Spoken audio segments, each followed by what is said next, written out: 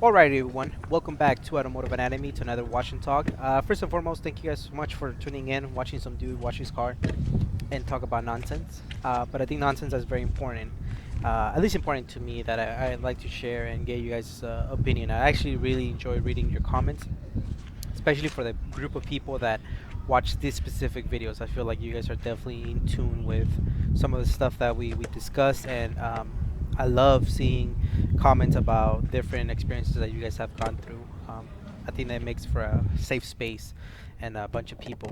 On these videos, I'm actually going to include a little bit more me moving the camera just so you guys can see the.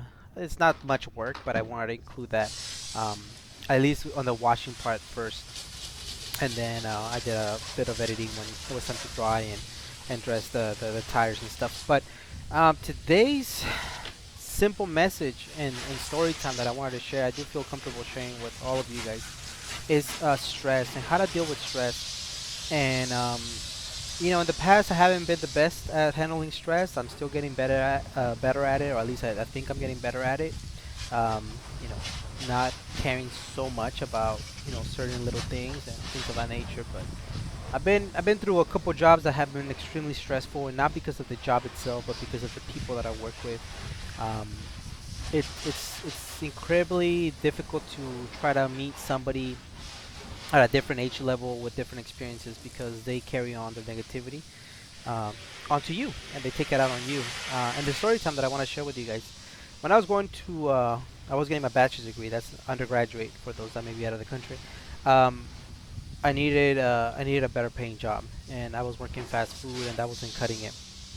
I applied to this custodian job that I really wanted. I don't know why, I always wanted to be a custodian, and then I didn't get even an interview. And then the same job appeared again, and it was at the same high school where I graduated. It was the same high school where I was doing my internship hours. And I ran it by the counselor, and I legitimately didn't run it by him because I wanted him to hook me up. I just kind of, we were having a conversation about what were my plans, and I said, I'm trying to get into the district, and so I've been applying to these jobs and so and so. So he was nice enough to say, let me see if I can talk to somebody, and I said, no, no, no, no, it's okay. I don't wanna be in that situation where you ask somebody. Don't worry about it. I'm not guaranteeing you the job. I'm just gonna see what's the process. Like, 'cause I don't know what the process of who's the one that interviews you. He asked three different people: the principal, the assistant principal, who's in charge of activities, which that would be the person who'll be interviewing, and then the plant manager. The plant manager is the guy in the morning, the guy that's been there forever. I know the guy in the morning. He was there when I was there in high school. Very nice guy, and he's funny, cool guy. I always like talking to him. Um, so I did my own research. I asked the plant manager, say, hey, how do you get this job? He said, you just gotta apply. Okay, so I applied. Um, I applied to the job, and then we're waiting for the window to close, and the counselor gets back to me, says, hey, I talked to the principal. He said that he doesn't guarantee you an interview, nor the job, obviously, but he's gonna see what he can do. No problem. He goes, at the same time, don't get discouraged and don't take this personal, but I talked to the plant manager, and he said that he already has a person for the job. Um, and I said, oh, okay, well, I get it. It's a lead position, so you have to have some experience in the district. At this time, I decided to show Chubbs because this is what he does. He watches my back and just kicks it with me all the time. I love my little kiddo. Hey, chaps. And so I get it. It's a lead position, and nothing, not to be disrespectful, but in the custodian world, that's a big deal. That's somebody who's getting a promotion, and I said, no problem. I was 19, 20 at the time, and I've never worked in the district. And so the window closes, and I get a job interview. So I'm like, whoa, okay. Like, I wasn't even expecting a job interview. I show up to the interview, and principal, assistant principal, the plant manager, and somebody from the district's there. And we have an interview. I'm completely honest. Do you have experience in this? No. I'm like, I'm willing to learn. Okay, no problem. Why are you trying to get this job? I say, I'm trying to finish my master's, and it requires money. Okay, no problem. Interview goes smooth, I think. Um, it was on a Friday, and they told me, maybe by next Friday we'll let you know. Okay. Later on, I found out that the person who's supposed to call you is the plant manager. The plant manager is the one that calls you and offers you the job. Says, hey, you want to work or not? Well, that Monday, I get a call. I was with my girlfriend at the time, now my wife, and it's the principal. And the principal calls me up and says, "Hey, man, I want to offer you this job under one condition." She's like, "Do you want to hear it?" I say, "Yeah. What's up?" I want you to offer. I want you to get this job, but I don't want you to stop going to school. There's nothing wrong with being a custodian. They make decent living, but I want you to go and continue your education and getting, the pursuit to be able to pursue what you want to study.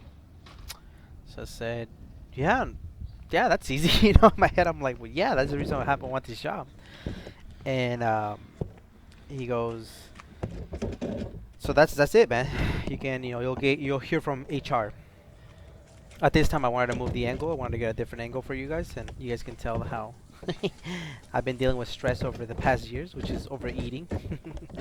um, and so I kind of squeezed by the camera and the door. I made it.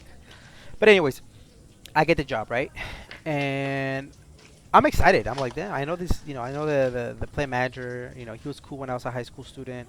You know, it's gonna be fun. It's gonna be great. He's gonna see my work ethic. I had just got off being a manager at the fast food. I started as a dishwasher, and moved up to a manager within 6 months. I always, worked any hours they needed me to work, and it was cool. So I start working, and I'm excited. I'm going above and beyond. I'm doing the things that I was told to do. And then within like the first 2 weeks, the counselor that put in the good word for me, he texted me. He's like, "Hey, can you stop by my office before you start your shift?" And I said, "Yeah, no problem." So I'm like, "What's going on?" He says, "Hey, man, like, what's going on with work?" I'm like, "It's great. It's going fine." He goes, "Well, the plant manager told me that there's been complaints from teachers that the classrooms are not getting cleaned right, and that they see the hallways being a little dirty, blah blah blah." And I said, "No, well, I've been mopping everything." I was like, "Yeah, that's what the plant manager told me." I was like, "What?" I'm like, "Well, I'll ask him if there's anything that he needs me to improve." Like, I didn't know there was, complaints. I mean, he would have told me, I'm assuming, right? So, that day, I waited, 2 days later, I just kind of smoothly tell the plant manager, I'm like, "Hey, man, like, just let me know what areas I can improve on. Like, if there's any complaints, please let me know. Like, I want to make sure that we get things done right." He goes, "No, everything's good." I'm like, "Okay, everything's good." "Yeah, yeah." I'm like, "Okay, I just want to make sure." He's like, "No problem, man. Keep doing what you're doing." Okay. So I go about my thing. I'm still cleaning. I'm mopping. Sweeping, cleaning the restrooms as much as I can. I'm trying to make sure that everything gets done right. And then, sure enough, a couple of weeks later, the counselor, hits me up, and this time he calls me. I was in class. I got out of class, and I was like, "What's going on?" He's like, "Hey, man, like, he said that there's still more complaints from the office now that things are not getting done at the counseling office, and the restrooms are not clean, and so and so." And I'm like, "Well, why is he telling you? How come he doesn't tell me?" At the time, I was like 19, 20, and just to give you guys a little perspective, my biggest concern was I didn't want the administrators to hear bad things from me, or that I'm complaining, or that I'm talking back, or that I'm not doing a good job, because in my head I wanted to get hired in the district as a counselor, when I was done. So I didn't want to create a ruckus, and I was like, "What?" Sure enough, I asked the plant manager again, discreetly, like a couple of days later, "Everything going well?" He goes, "Yeah, man, life's good." I'm like, "Okay, no complaints." He goes, "No, man." And then one of the one of the restrooms that I used to clean in the main office, left me a note saying, "Can you please leave more toilet paper next time?" And it was weird because I would leave extra toilet paper. Like, I would leave a lot of extra toilet paper. So I was like, "Where did all these other toilet paper, went?" And then that's when he told me, "Hey, the plant manager told me, like, hey, the ladies at the office were complaining that you didn't leave enough toilet paper, so I made sure that I told them to leave you a note, but at the same time I stocked it for you, so please, watch that." And I was like, "What the heck? Like, that's the restroom at the counseling office. There's no way I would miss that." I didn't complain. I said, "Oh, okay, well, yeah, definitely, I'll make sure." In the back of my head, I was like, "Dude, I leave two rolls, one on top, and then the little storage where you can clearly see there was more, and there was a huge pack of them. Have no idea what happened to all of them. Like, that's crazy." And then little things like that started happening, where um, some windows were dirty, with just smirks and things of that nature. Um, and I would talk to the teachers like, "Hey, everything okay?" And they're like, "Yeah, everything's good, blah blah." Um, and I would ask the plant manager. He's like, "Yeah, things are good, no problem." But then the counselor will be telling me things like, "Hey, man, he keeps complaining. He says that you're not doing a good job. That you know things of that nature." And then I didn't understand what the hell was going on. I would always show up to work. It wasn't until a secretary, the secretary, like, she would stay later, and I would go and pick up the trash, and I would, how are things going with you? She was like, good, good, things are going well with me. And that's when she asked me, like, how are things going with you? And I said, good. Um, I'm happy here. I'm trying to do the best job I can. I'm like, please let me know if I'm doing anything wrong or anything of that nature. She said, things are going great with us, but I don't think it's going great with the plant manager. And I said, what do you mean? She's like, yeah, he seems to say that teachers are complaining about you and that he's having to cover up for you, and that, um, the last guy was doing a much better job, and things of that nature. And I said, oh, really? I'm like, I wasn't aware of that. Like, um, there's no complaints from you guys? Like, no, we're good. I think you're doing a great job. And I'm like, okay, well, you know, I don't know what the concern is. And again, I was trying to keep it cool because I was, young, and definitely trying to keep it cool with the principal because he's the one that got me the job. Uh, you start putting the pieces together, and then you start finding out like he actually wanted the plant manager wanted his nephew, who's younger. He wanted him as the guy who should have taken my position. Then we start finding out how many people work for the district from the same family, and there's all these politics. And at the time, I'm 20, I'm making like 18 bucks an hour. That's a lot of money for me, and from the fact that I was the one who got the job with no experience. I start getting all these different text messages during odd days and hours. Um, During when I'm in school, like, hey, this wasn't done right, and so I'm like, okay, like little things like so and so hallway didn't get swept. Nothing major like, hey, you left doors unlocked, or no, it was just little things. And I'm thinking like, well, if you're gonna see me in a couple hours, you could have waited. And again, I wasn't the best with setting boundaries. I'm still on probation, things of that nature, and I'm like, okay, no problem. So every single day became something. And I'm not kidding when I said every single day. Every single day there was something. Hey man, this wasn't done right. Hey man, this the restroom, here, let's try to do this. Every single day he would give me different gigs that, later on I found out it wasn't part of my responsibility. And I think one then I started, obviously stress started kicking in. Like, what the hell am I doing wrong? Like, why is this guy so mad at me? And I think one of the times that he really got upset with me was, and that's when I really realized, like, oh shit, it's not me, it's him. It's he has the issues. Was Thanksgiving week, and you know, the whole week the teachers get off. We would get, I believe, Thursday and Friday off, so we would work Monday, Tuesday, and Wednesday. So I remember on a Thursday, which is the Thanksgiving Thursday, it was like around 5:30, and this guy texts me that something hadn't been done the night before. And I'm thinking, well, it's a holiday. Like, why he texting me, And I said, yeah, no worries. I'll make sure that we get it done right on Monday. And it was something silly, like some leaves were on the quad. But yeah, it's windy. He's like, I'm having to clean them up right now. If you want, you can come and help me out, and I'll pay you cash. And I was like, it's Thursday, Thanksgiving. And I told him, like, oh, sorry, man, I can't. I have dinner reservations with, my girlfriend and her family. And he said, oh, okay, no worries then. When I hire you, and he will always remind me how he hired me. He said, when I hire you, I really wanted somebody who's going to go above and beyond, but that's okay. And I was like, what the hell is wrong with this guy? So at that moment, I realized, okay, this guy's unhappy.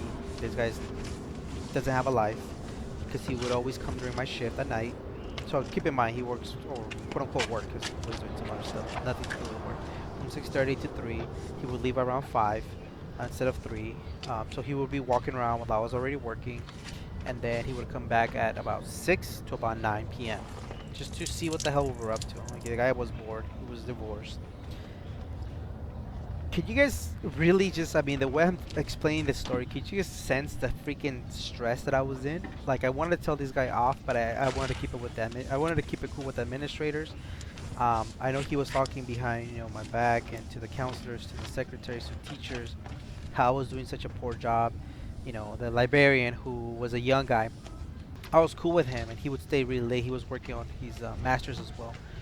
We were talking one time. He's like, "How's everything with you?" I'm like, "Good." He goes, "Stressful working here?" And I was like, "No, things are good." And he goes, "You can talk to me." And I was like, "What do you mean?" He goes like, don't not not to make you feel bad or anything, but your supervisor seems to have a different idea of your job and things of that nature. And I don't care. He's like, "I get it. I see that it's coming from an older individual who may see somebody young, bilingual, putting in the work, and may feel a little bit, and they use the word intimidated and jealous." And I said, "Jealous about what?" He's like, "Maybe that you might take his job." I'm like, "I don't want his job. I don't want to be a very well paid custodian, because obviously he would get paid more. His title's plant manager, but it's a custodian at the end of the day. If the restroom gets clogged, they're gonna call him to unclog it." And again, I don't mean that in a disrespectful way. It is what it is. It's a plant manager job that gets paid much better.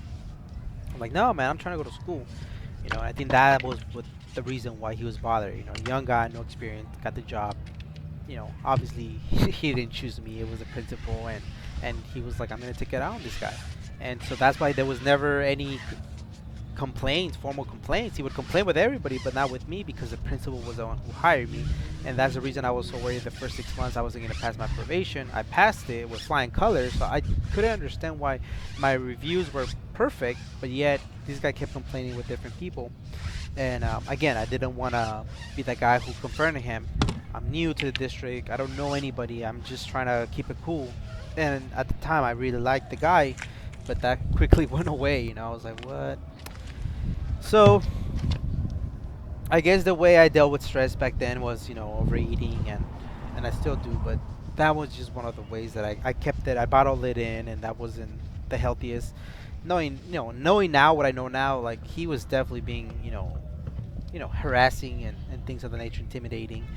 Um, and it's okay. I now look back at it and think like, damn, that's sad. Like, that's what he was.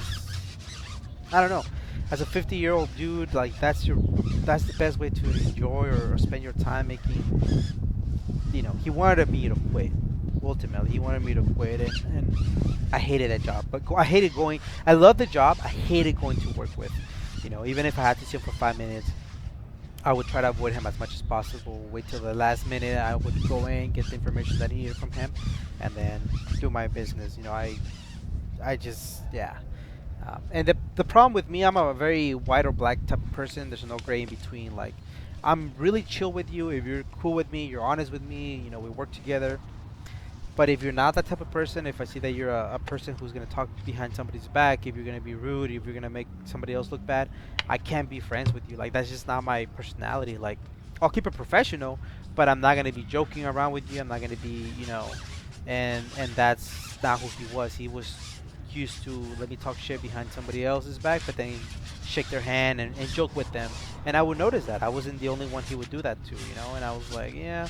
Which brings me to the quote of, like, watch the way other people talk about other people with you, because they're doing the same thing with them about you. I know that was really confusing, but I think I said it right. And that definitely causes me into trouble, because he definitely noticed that I wasn't cool with him. One time he asked me, "Everything okay?" I'm like, "Yeah." He's like, "Oh, okay. You're not as talkative as when you first started working. You used to crack jokes."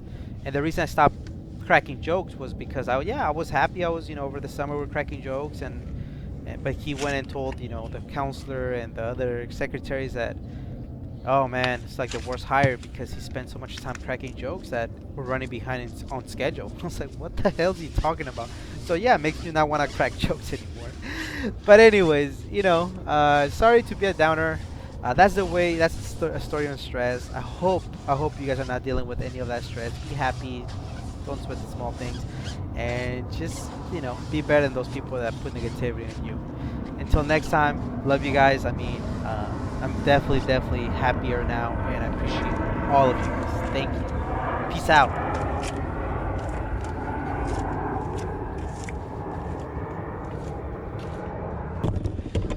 It is no doubt to say that the fact that you're watching some random ass dude watch his old clunker,